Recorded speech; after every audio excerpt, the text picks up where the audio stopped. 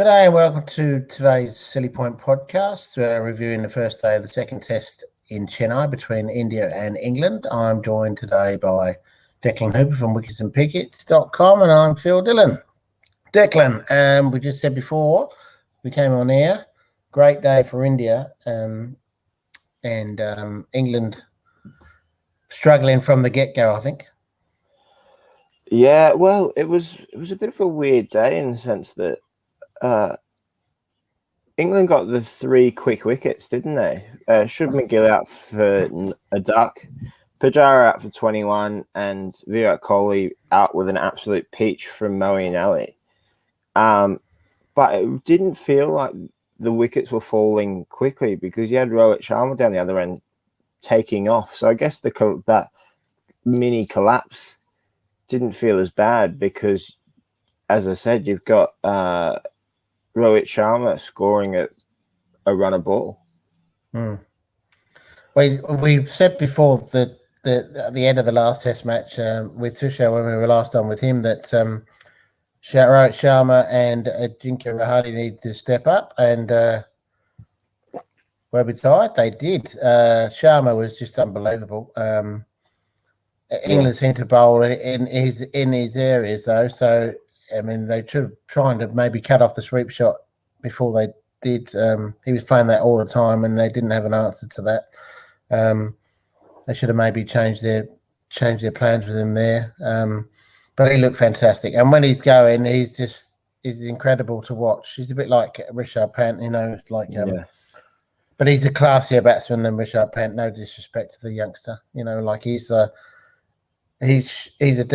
opener that you'd love to have in your side because he gets you off to starts like that. I mean, 300 in a day on a pitch that's already turning, sideways is incredible.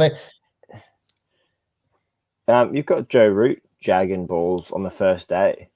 They looked like there was kind of footholds after the first hour of play. Yeah. I think in the overall scheme of this test match, and who knows because these test matches have been mad, but I think that 161 will go a long way for India winning this test match. For sure. I just think I think he got the game plan spot on today, in the sense that he saw that while the pitch was still holding up a little bit, he scored the bulk of India's runs. Because I think if he'd stayed and tried to build an innings like Pujara does or whoever, I think that the scoreboard wouldn't have ticked over to 300 necessarily today, and there could be more wickets down. They've still got 4 wickets to come in, and they've still got Rishabh Pant there. So it's been a great day for India, and it was funny. We were saying, going back to Rohit Sharma and Ajinkya Rahane, saying they were the ones that hadn't been scoring runs or that were out of form. It does seem that anytime we say that about an Indian player in that top 6, the next test they'll go out and score runs. So I mean, they all seem to carry the load quite well together, which is always like you look at the teams of the past of like the great teams of Australia or the West Indies. That was always a feature of them, is they'd always, if one of them score runs, the others did. And it seems like this Indian team, that seems to be the case with them. Yeah, that's the problem that England might now face with Joe Root doesn't get any runs because where do the other runs come from? I mean, it's like Sibley got 87 in the first test, but he's likely to get a small score. Dan Lawrence hasn't really proved himself in Test match cricket yet, although he got a 50 in Sri Lanka.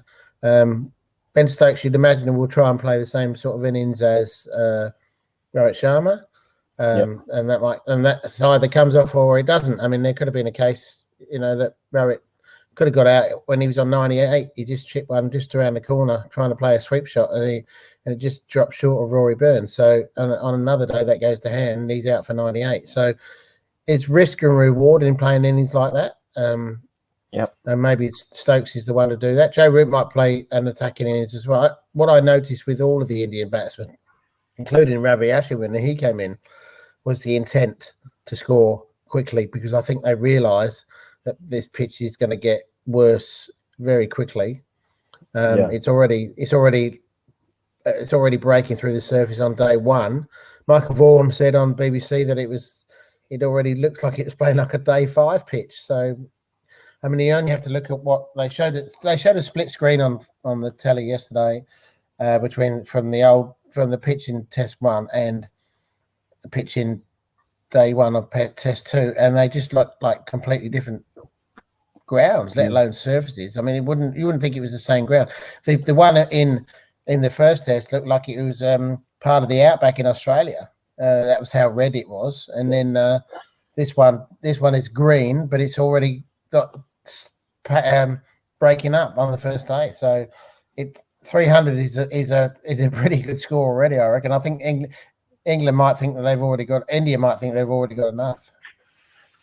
Just going back to the selection, what did you make of India and England's team selection for this test?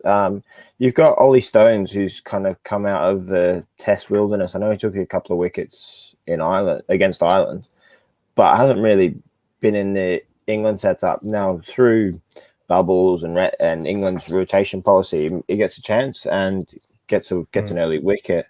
Moeen Ali, another one who we both of us kind of thought that he might pick up a game somewhere in India. He's come in, taken 3 wickets, and I think he might be quite crucial if you're talking about scoring quick runs, because he's a 3 formats player, can score runs quickly. And then you've got Ollie Pope that's come back in for England. What do we make of the selection there? I was disappointed that Jimmy's not playing, to be quite frank. Yep. After what he did in that first test, okay, the rotation policy, and they're trying to stick with that. But when you got somebody bowling like he did in that first test, I just find it baffling that they leave him out.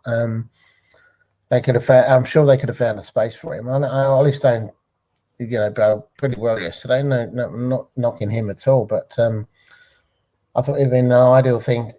They were talking about getting no reverse swing yesterday, but they had the bloke who bowled, who's best in the world, doing it, sitting in the stands. That's why they weren't getting any reverse swing, because Jimmy's not there. It's like, I know they say the surface wasn't as abrasive and the ball wasn't, but if he's sitting in the stands, he can't do much for you. I understand he's 38. I understand they're trying to change things around, but it's the same. India resting Bumrah. I'm not quite sure about that either. But they've gone with 3 spinners. So Kuldeep Yadav has come in, which we've been calling for, and then Tusher was calling for as well. So I reckon he's going to be the difference. And then they reckon that Axar Patel bowls a bit like Joe Root, a bit quicker off spin, so might get sharp turn as well, and it'll be more difficult to play. Well, just the Indian on the Indian selection. I mean, Ishan Sharma's still in the team. Mohammad Siraj was the other pace bowler. For me, it's great to see Mohammad Siraj back after the way he played in Australia. But for me, it probably would have been, if I was picking a team, it would have been Ishant Sharma that got the rest. Obviously, older player, looked okay in the first test, but I do think you get a bit of an X factor with Bumrah. But maybe they're thinking the opposite. Maybe they're thinking younger player. It was only his first test in India. Maybe they can rest him, kind of get him back for the third test. But it did seem a weird one, that one as well. But I suppose that will probably either come to prove us right or wrong today when when England come into bat. Yeah. So 300 runs in a day is fantastic in any test match. So obviously India are on top. England will need to get Rishabh Pant out early, because they could be looking at 400 in no time at all. And if they get to that, then I can't see any way back in this test match for them. But like we said, with the Indians managing to, share the load with the top order, England need to be able to do that. I'd rather people get like 650s in the top order than get 30 and get out, or 20 and get out. It just make sure you stay around so you can get 50 or 60 or 60 or 70, and then one person goes on and gets 100. Well, I do think that's kind of where India have always, the way they bat is quite, it's quite technical like that, in the sense that the way their order works is they have one big hitter followed by one guy that can stay there. And generally speaking, when they bat, it's one that goes, one that stays, if that makes sense. And I do think with England, they do have an opportunity to do that. Like, you've got your likes of Sibley, Joe Root that can stay. And even like the likes of Rory Burns can probably stay. But then you've got your Ben Stokes, your Melvin Alley sprinkled in there. Dan Lawrence can play, seen him score big runs in T20. You can have that one go, one stay, and I think that would be a tactic that I'd adopt if I was England. Have your Ben Stokes, which I think his innings are going to be crucial to the overall picture of this game, because I think if he doesn't score runs, it's not a pitch so you can just bat a day, like build an innings. I think you have to score quickly. I think India got the tactics spot on as far as batting. Absolutely. The other thing I'd like to mention is Ben Foakes, who's come in for Josh Buttler. His keeping yesterday was absolutely unbelievable. On a wicket like that, to concede no extras on a day like that. It was no extras, no buys, nothing. It's incredible that on a pitch like that, which was bouncing, it was keeping low, it was turning, that he managed to, with no buys went past it. That was incredible, and it just shows that how good he is as a keeper, and how lucky England are to have three, at least four, top class wicketkeeper batsmen. It's an embarrassment of riches in that department. But Ben Foakes was unbelievable yesterday. Yeah, I mean, look, it'd be interesting to see how he goes with the bat, because you are right, he was fantastic. But then I thought Josh Buttler was fantastic in the first test, and we've seen how good Johnny Besto can be at times. I think Johnny Besto is now probably a batsman rather than a wicket keeper. Yeah, I think Johnny Besto is probably in the top 5 English batsmen if you're picking them now. But with these two, with Buttler and Foakes, the debate's been on for a while about it, especially back in the UK, and it's an interesting one, because I think, do you want like your Rashad Pant type of, maybe not as good a Godman, but can score runs quickly and score big runs, or do you need your I suppose more like a Tim Payne, generally, who's like supposedly a gloveman first? It's an interesting debate, and I suppose we'll see how it plays out for the rest of this test match, but he's definitely first foot forward and about getting more game time for England. I mean, my point it would be that you need to keep. I mean, it's. I think it's a luxury to have somebody who's a really good wicketkeeper batsman. Adam Gilchrist spoilt it for every wicketkeeper coming on. once he did what he did, wicketkeeper was never the same. And I was a keeper, and it was like you're either, before that you were just happy to get. I batted 5 or 6 or whatever, and you're just happy to get 30 or 40 at the end of an innings or whatever. If the other guys have done their jobs, but Gilchrist changed that because of the way he played. I think if you're going to be a keeper, you need to be able to keep first and foremost. And I mean, Josh Buttler's not the worst keeper in the world by any stretch of the imagination, but Ben Foakes yesterday put everybody else in the shade. I think by the looks of that today, he's arguably the best looking keeper in the world at the moment. I mean, I know it's a big call because he's only played a handful of tests, but to do that on a wicket like that yesterday was just incredible. Yeah. Well, as we've said, big session tomorrow or today. I think so. 4 wickets in hand for India. Rashad Pant still at the crease. I think if they can get to 400 today, it'll be it will be torture for England trying to get 400 in their first innings. Yeah, as I said, I think I'll be surprised if it goes to day 5. Put it that way. Yeah, look, England will need to strike quickly and early. Yep. Get Rishabh Pant out early. Axar Patel's got first-class centuries, so he can bat.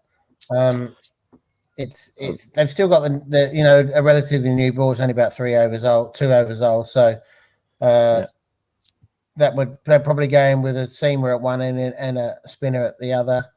But they need to strike quickly. Might have already got too many runs, judging by the state of the pitch already. Again, all to play for tomorrow. Over to you, Ravi Ashran and Kuldeep Yadav. We'll be there to cover it all again tomorrow. I'll see you again tomorrow, Phil. Thanks for your time. Good luck, England. I fear what's going to happen. I do really. But then look, I mean, it's hard playing in India at the best of times. But yeah, good luck, and hopefully we'll be. I'll be smiling tomorrow. I'm not sure about a nice positive way to end the podcast there, mate. All right. We'll catch up with you tomorrow, mate. Take care. Indeed. Okay. Cheers, mate. Thanks, mate. Ta-da.